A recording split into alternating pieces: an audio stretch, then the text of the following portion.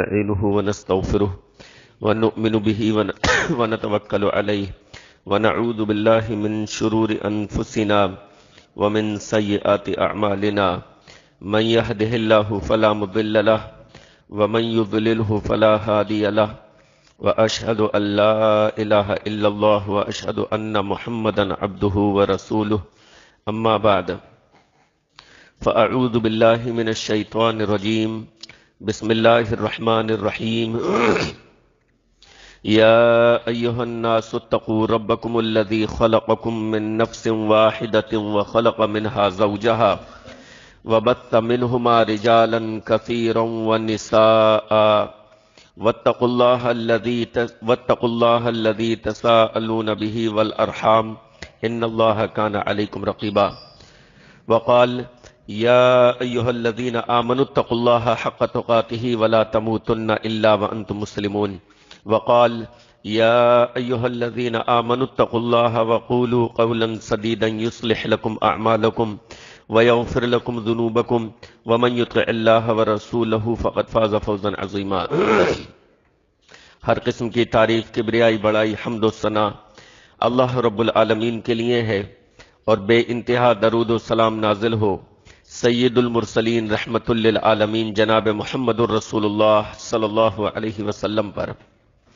اللہم صلی علی محمد وعلی آل محمد کما صلیت علی ابراہیم وعلی آل ابراہیم انک حمید مجید۔ اللہم بارک علی محمد وعلی آل محمد کما بارکت علی ابراہیم وعلی آل ابراہیم انک حمید مجید۔ پچھلے ہفتے رجب کے موضوع پر خطبہ ہوا تھا، جس میں رجب کی کئی بدعات کا ذکر آیا، جس میں سے ایک چیز تھی کونڈے، کہ رجب کے اس مہینے میں بہت سارے لوگ کونڈے مناتے ہیں۔ یہ وہ لوگ ہیں جنہیں دین سے کوئی خاص لینا دینا نہیں ہے۔ آپ دیکھیں اس طرح کی چیزوں میں جتنے لوگ ملوث ہوں گے، کونڈے، شبرات کا حلوہ، محرم، جھنڈیاں، یہ وہ، دین کی بنیادی چیزوں سے انہیں کوئی واسطہ نہیں، لیکن ان چیزوں میں پیش پیش رہیں گے، ان چیزوں میں آگے آگے رہیں گے، بغیر اس چھان بین کے، بغیر کسی اس تحقیق کے کہ یہ چیز ثابت ہے بھی یا نہیں، یا کہیں ایسا تو نہیں کہ یہ جو ہے دوسروں کی پھیلائی ہوئی چیز ہے، ان کا کوئی پروپیگنڈا ہے جو ہمارے درمیان جو ہے کام کر گیا ہے۔ تو رجب کے کونڈوں کے تعلق سے ایک اہم چیز پچھلے ہفتے یہ آپ کے سامنے آئی تھی، بتائی گئی تھی کہ حضرت جعفر صادق رحمہ اللہ کے طرف جو نسبت کی جاتی ہے کہ انہوں نے کنڈے بھرنے کا حکم دیا اپنے نام کی، یہ جھوٹی نسبت ہے۔ حضرت جعفر صادق رحمہ اللہ کا ان کنڈوں سے کوئی لینا دینا نہیں ہے، اور انہوں نے اس کا حکم نہیں دیا۔ حضرت جعفر صادق تو خانوادہ رسول صلی اللہ علیہ وسلم سے تعلق رکھتے ہیں۔ اللہ کے نبی علیہ الصلوۃ والسلام کے نواسے حضرت حسین، ان کے بیٹے تھے علی زین العابدین، اور ان کے صاحبزادے تھے حضرت جعفر صادق۔ تو وہ تو خانوادہ رسول صلی اللہ علیہ وسلم سے تعلق رکھتے ہیں، وہ غیر اللہ کے نام کی نظر و نیاز کا کیسے حکم دے سکتے ہیں؟ اور پھر حضرت جعفر صادق رحمہ اللہ کی اس مہینے میں، رجب کے مہینے میں، نہ تو پیدائش ہے، نہ وفات ہے، نہ کوئی اور خاص چیز ان سے جڑی ہوئی اس مہینے میں ہے، تو اس مہینے کا کوئی تعلق حضرت جعفر صادق رحمہ اللہ سے ہے ہی نہیں۔ تو پھر یہ کنڈوں کی رسم کہاں سے آئی، اور پھر ان کی طرف یہ جھوٹی نسبت کیوں کی گئی؟ تو تحقیق کے بعد یہ پتا چلا کہ دراصل کنڈوں کی جو رسم آئی ہے وہ روافض کے یہاں سے آئی ہے، شیعہ حضرات کے یہاں سے۔ بھولی بھالی سنی عوام تو اس کے چکر میں پھنس گئی، ورنہ یہ رسم اصل جو آئی ہے وہ روافض کے یہاں سے آئی ہے۔ اور سب سے پہلے اس پر جو کتابچہ لکھا گیا، اس پر جو من گھڑت کہانی گھڑی گئی، وہ بھی ایک رافضی کی طرف سے تھی، اور وہ یہی لکھنؤ کا تھا، اور اس سے متعلق جو سب سے پہلی کتاب چھپی وہ رامپور میں چھپی، گویا کہ خالص انڈیا کے شیعوں نے اس کو ایجاد کیا۔ اب پھر تحقیق کا معاملہ آگے بڑھتا ہے کہ روافض کنڈے اس مہینے میں کیوں مناتے ہیں، ان کو کیا پڑی اس مہینے میں خوشی کی؟ تو تحقیق کے بعد یہ پتا چلا کہ دراصل اس مہینے میں، رجب کے اس مہینے میں، حضرت معاویہ رضی اللہ عنہ کی وفات ہوئی ہے۔ اس مہینے میں حضرت معاویہ رضی اللہ عنہ کی وفات ہوئی ہے 22 رجب کو۔ حضرت جعفر کا اس مہینے سے کوئی تعلق نہیں، نہ پیدائش ہے، نہ وفات ہے، نہ اس مہینے میں ان سے کوئی اور جڑی ہوئی چیز ہے، کوئی تعلق نہیں۔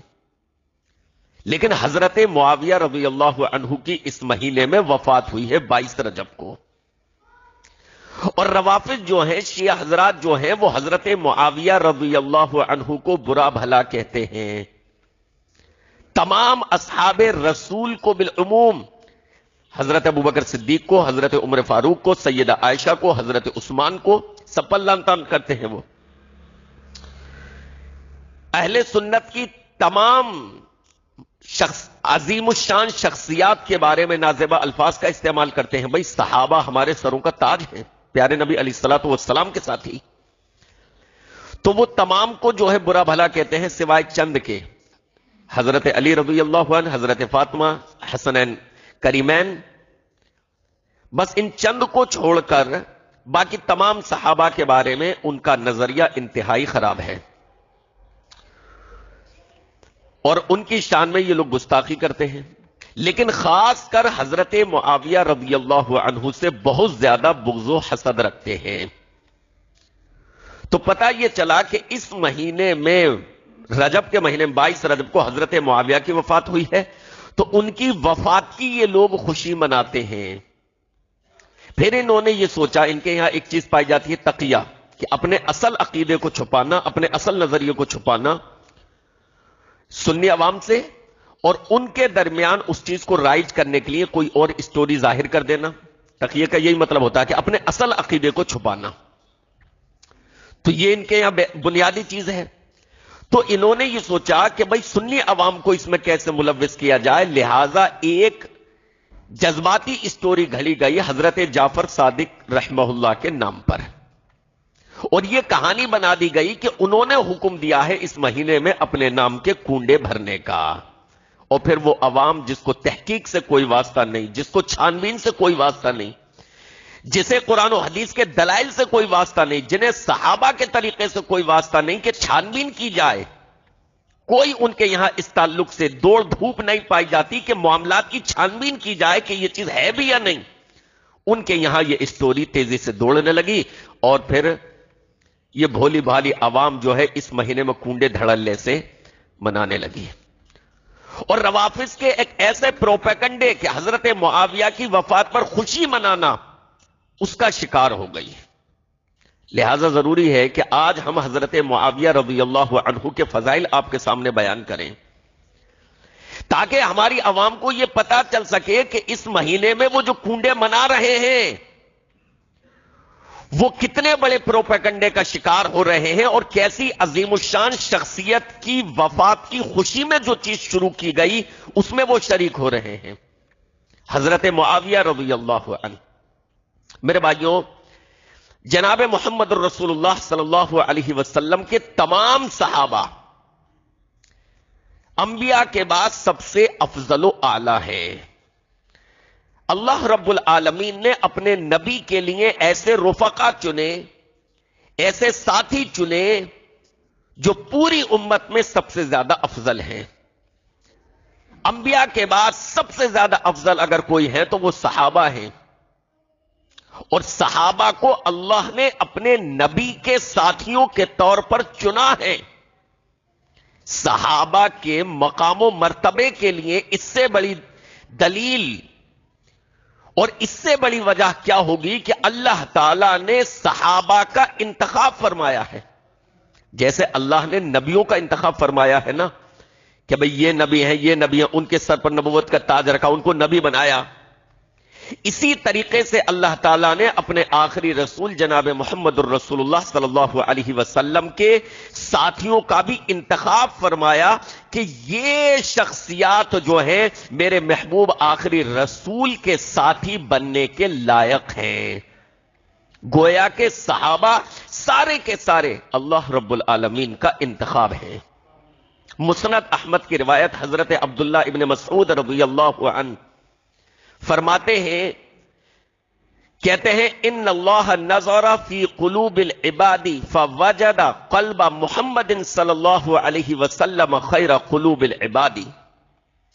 کہتے ہیں اللہ تعالیٰ نے لوگوں کے دلوں کی طرف دیکھا، لوگوں کے دلوں پر نگاہ ڈالی تو لوگوں میں سب سے زیادہ بہترین دل، سب سے زیادہ تقوی والا دل، سب سے زیادہ اللہ کا ڈر و خوف رکھنے والا دل، سب سے بہترین دل جناب محمد الرسول اللہ صلی اللہ علیہ وسلم کا پایا۔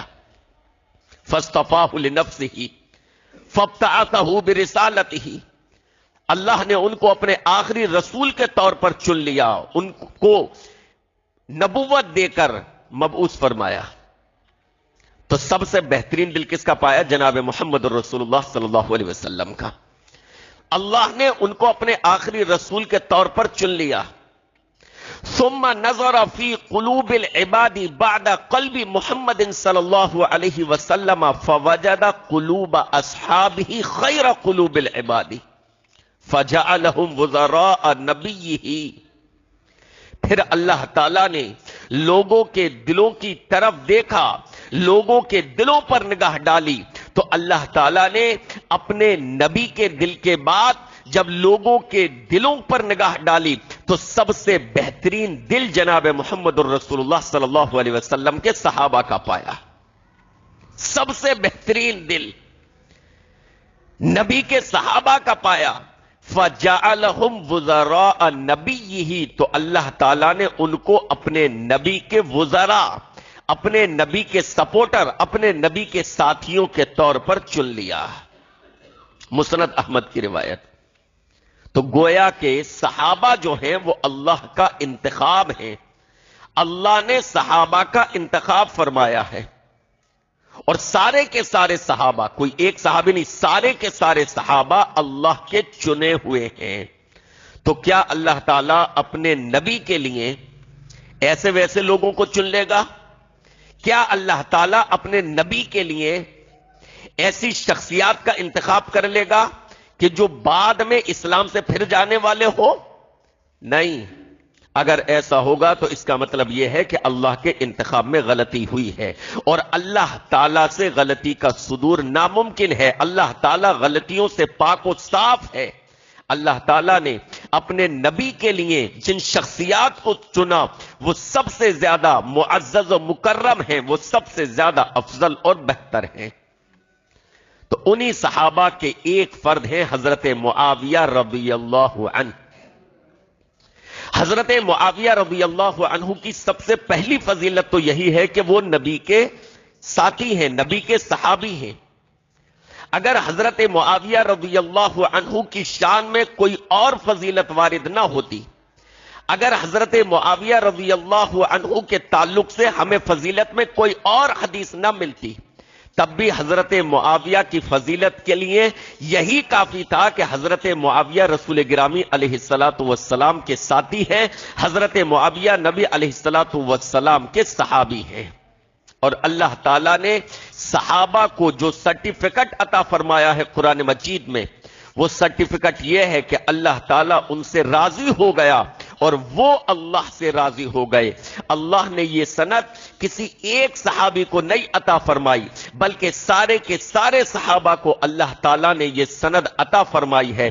اللہ تعالیٰ نے قرآن مجید میں ارشاد فرمایا، وَالسَّابِقُونَ الْأَوَّلُونَ مِنَ الْمُهَاجِرِينَ وَالْأَنصَارِ وَالَّذِينَ اتَّبَعُوهُمْ بِإِحْسَانٍ رَضِيَ اللَّهُ عَنْهُمْ وَرَضُوا عَنْهُ، کہ سبقت کرنے والے مہاجر اور انصاری صحابہ جنہوں نے پہل کی ایمان لانے میں، ہجرت کرنے میں، مدد کرنے میں، اور پھر وہ صحابہ کہ جنہوں نے پورے خلوص اور نیکی کے ساتھ ان کی اتباع اور پیروی کی، ان کے نقش قدم پر چلے، اللہ رب العالمین نے سارے کے سارے صحابہ کا ذکر کرنے کے بعد ارشاد فرمایا رضی اللہ عنہم ورضوا عنہ، اللہ ان سے راضی ہو گیا، یہ اللہ سے راضی ہو گئے۔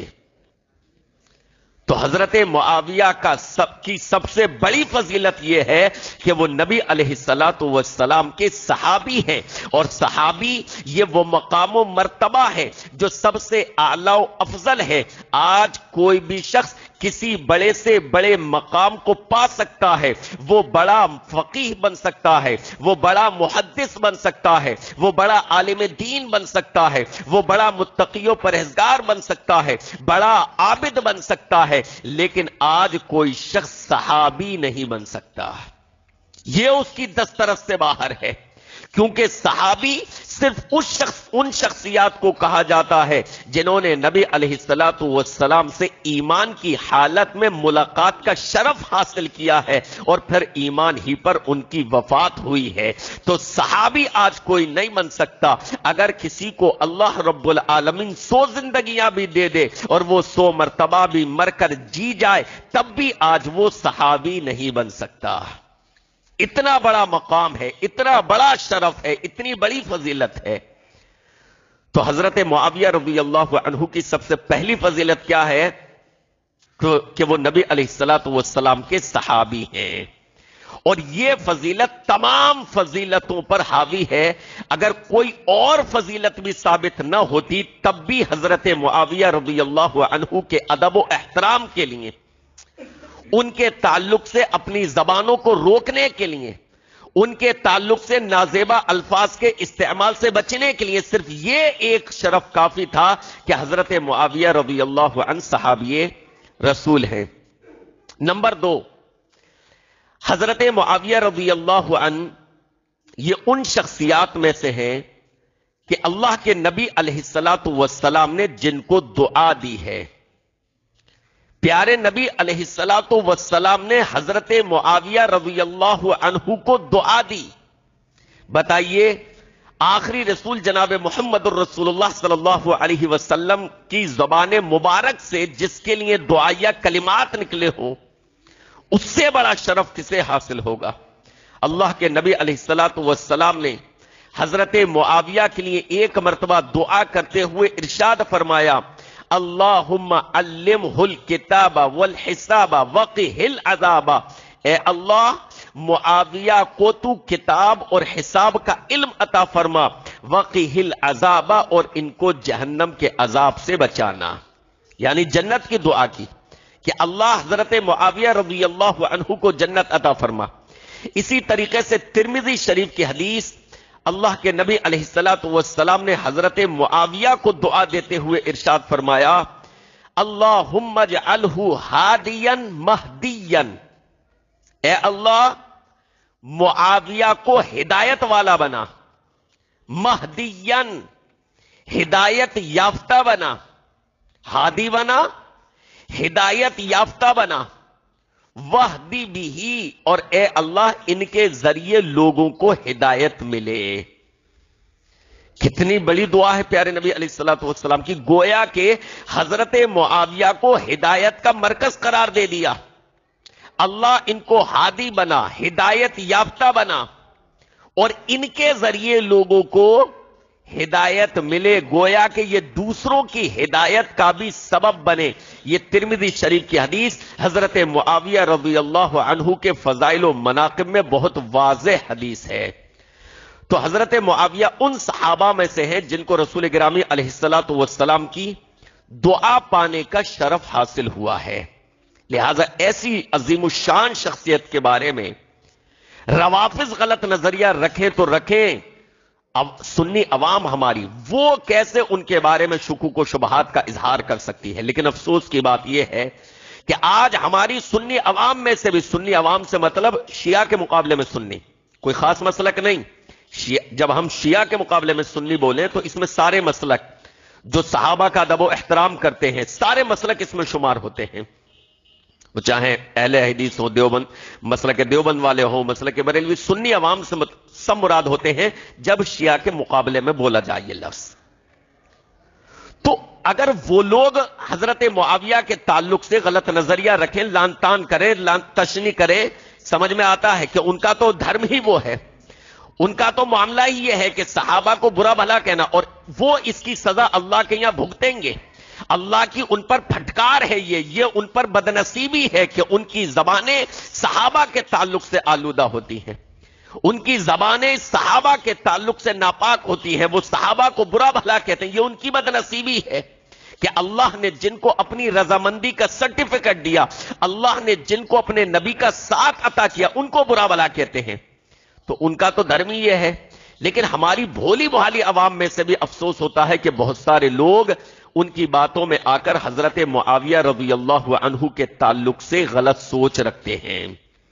تو میرے بھائیوں، حضرت معاویہ ان شخصیات میں سے ہیں، ان عظیم الشان شخصیات میں سے کہ اللہ کے نبی علیہ الصلوۃ والسلام نے جن کو دعا دی ہے کہ اللہ تو ان کو ہدایت کا ذریعہ بھی بنا، لوگوں کو ان کے ذریعے ہدایت ملے۔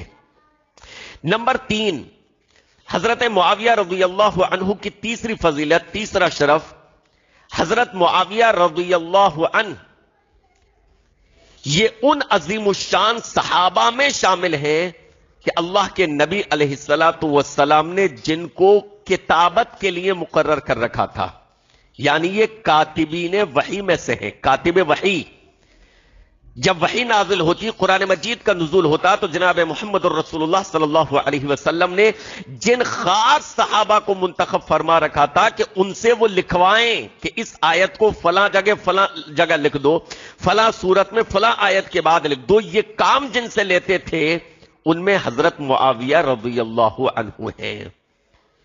اور اللہ کے نبی علیہ الصلوۃ والسلام جس کو کتابت پر مقرر کریں اپنے خاص کام پر، تو جان لیجئے کہ یہ اللہ کے نبی علیہ الصلوۃ والسلام ایسے ہی شخص کو مقرر کریں گے کہ جو پیارے نبی علیہ الصلوۃ والسلام کی نگاہوں میں انتہائی معتبر ہو۔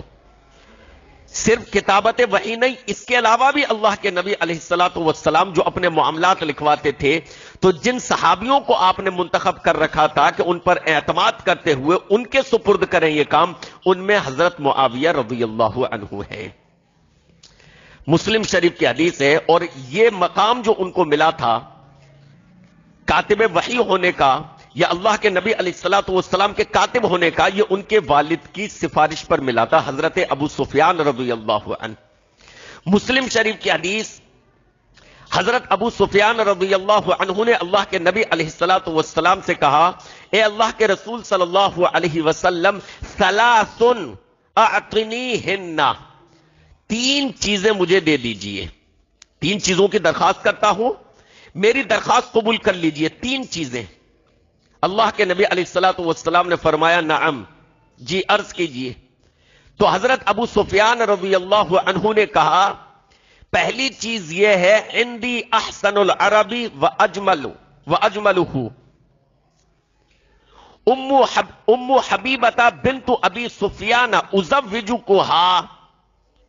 پہلی درخواست میری یہ ہے کہ میری بیٹی ہیں حضرت ام حبیبہ رضی اللہ عنہا، میں ان کا نکاح آپ سے کرنا چاہتا ہوں، یعنی میں اپنی بیٹی کا پیغام نکاح دینا چاہتا ہوں، آپ ان سے نکاح کر لیجئے۔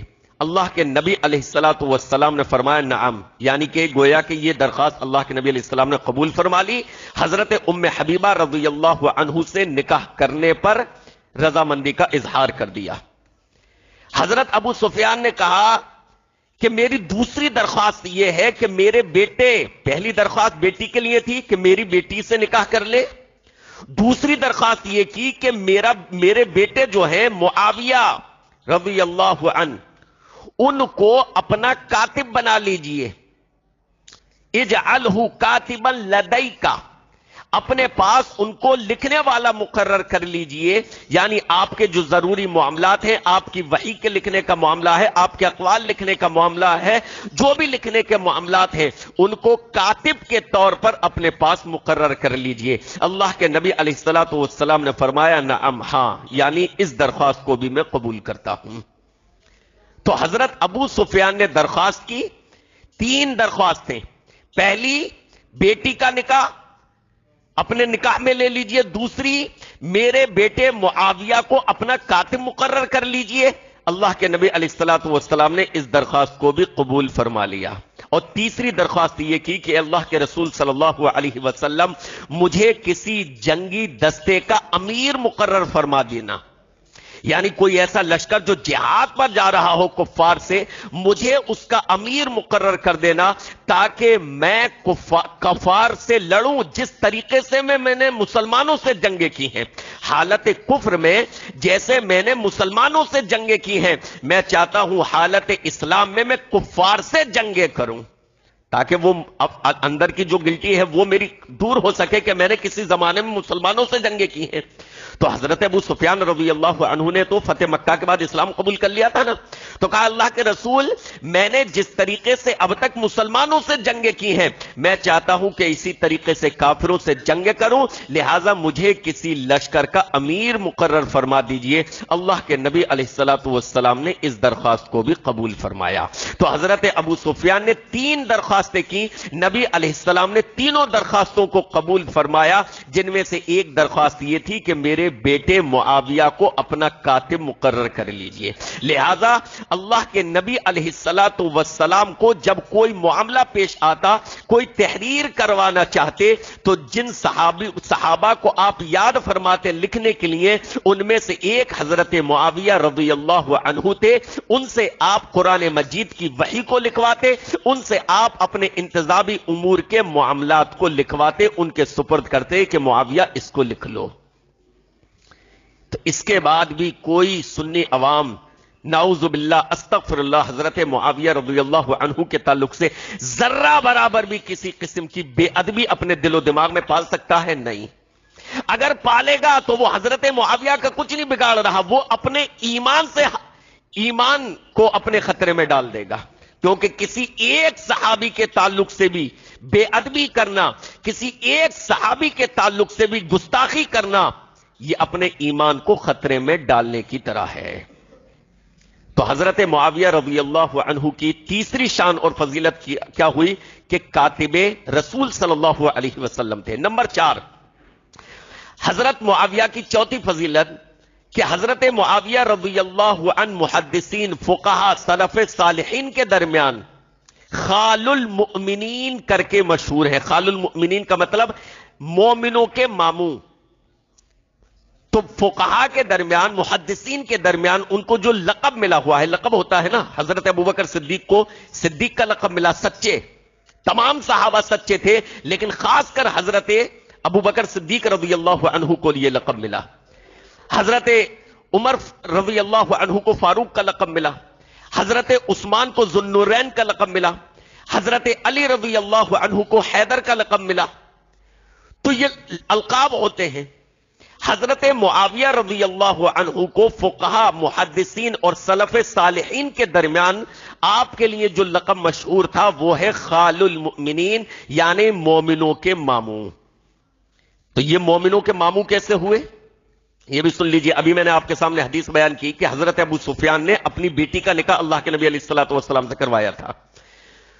حضرت ام حبیبہ رضی اللہ عنہا پیارے نبی علیہ الصلوۃ والسلام کی بیوی تھیں، اور وہ حضرت معاویہ رضی اللہ عنہ کی بہن تھیں. تو رسول گرامی علیہ الصلوۃ والسلام کی بیوی کے بھائی ہیں حضرت معاویہ، اور اللہ کے نبی علیہ الصلوۃ والسلام کی بیویاں جو ہیں ان کو مقام و مرتبہ حاصل ہے مومنوں کی ماں کا. مومنوں کی ماں کا، ان کو امہات المؤمنین کہا جاتا ہے کہ نبی کی بیویاں جو ہیں وہ مومنوں کی مائیں ہیں، اور ان کے بھائی پھر کون ہوئے؟ ماموں.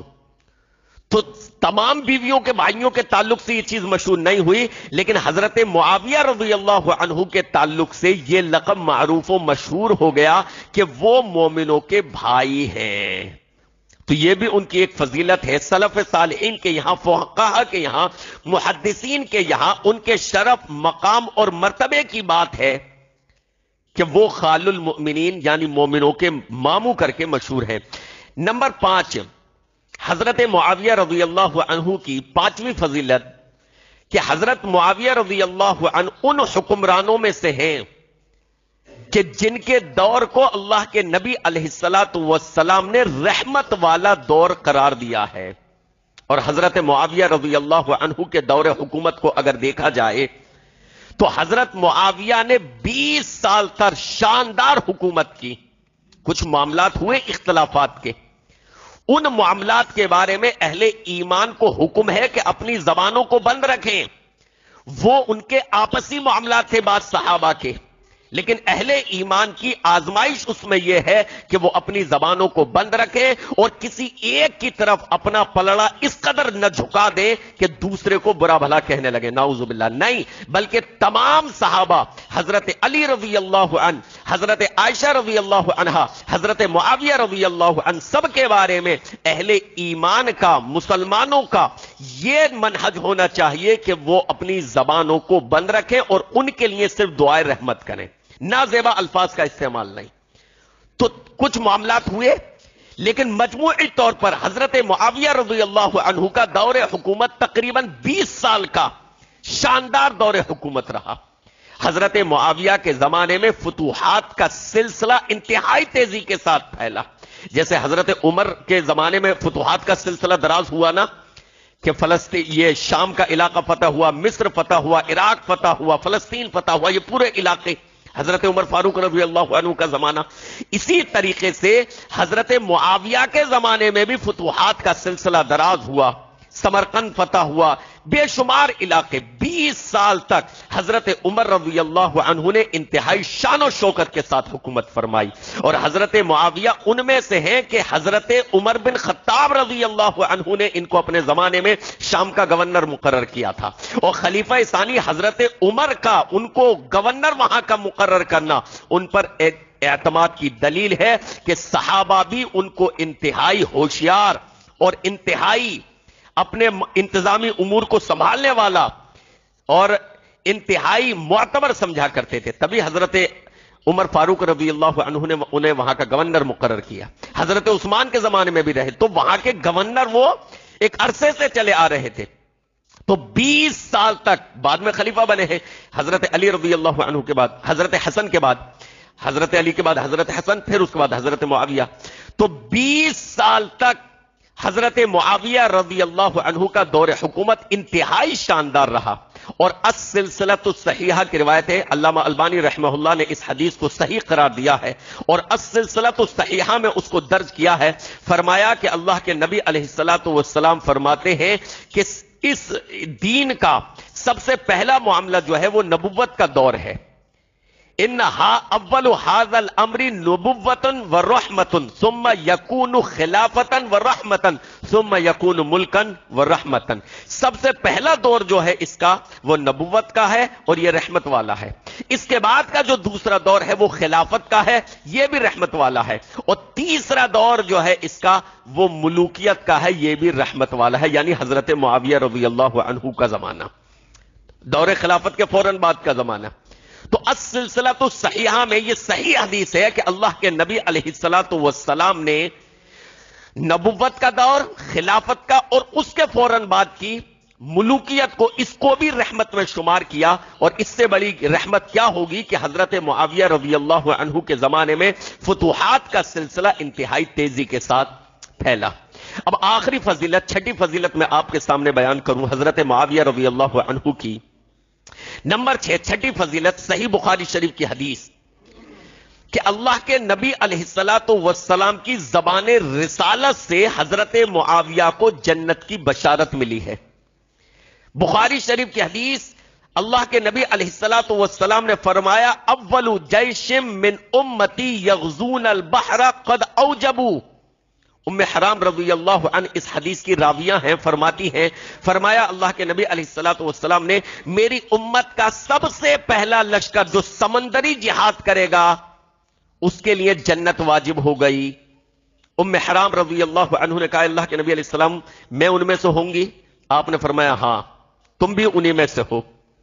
پھر کہا کہ وہ سب سے پہلا لشکر جو कैसर